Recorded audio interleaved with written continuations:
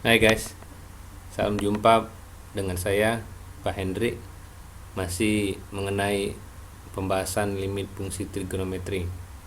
Untuk pertemuan kita kali ini, kita membahas mengenai indikator menerapkan metode substitusi langsung dalam penyelesaian limit fungsi trigono.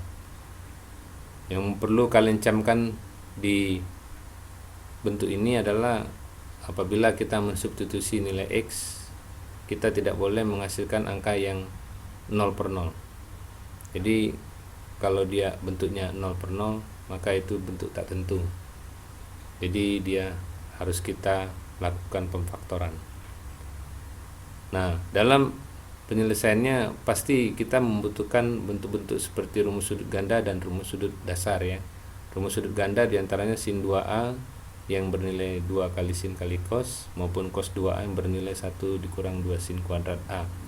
Itu sama seperti identitas trigono ya. Jadi kita bisa ubah dia menjadi 2 cos kuadrat A dikurang 1.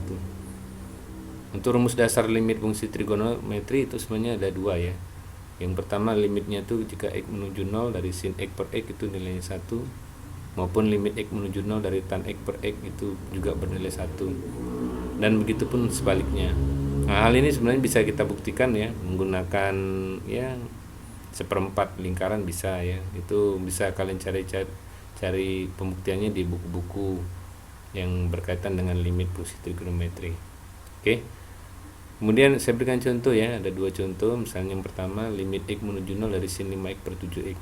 Apabila kalian menggunakan nilai X nya 0, kalian substitusi pada bentuk limitnya, maka nilainya 0 per 0 ya. Nah, jadi supaya dia bisa diselesaikan, kalian perhatikan bentuk sinnya. Sin di situ ada bentuknya 5x. Jadi sebaiknya kita kali 5 per 5.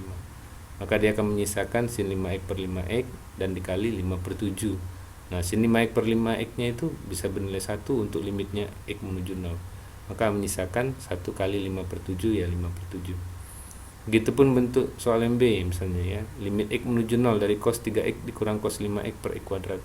Nah, di sini kita butuh pemahaman mengenai kosinus yang selisih ya.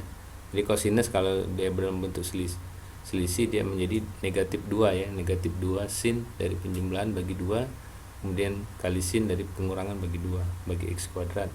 Jika kita dapat negatif 2 kali sin 4x kali sin negatif x per x kuadrat. Nah, kalian jangan lupa bahwa bentuk sinus negatif x itu sama saja dalam kuadran 4 ya. Maka dia sinus negatif x itu boleh kita sebut menjadi negatif kali sin x. Nah, maka ada perkalian negatif 2 kali negatif 1 ya 2 ya. Jadi 2 kali sin 4x kali sin x per x kuadrat. Nah, di sini kita butuh angka 4. Kenapa? Karena di situ ada bentuk sin 4x. Nah, jadi kita butuh kali 4 per 4.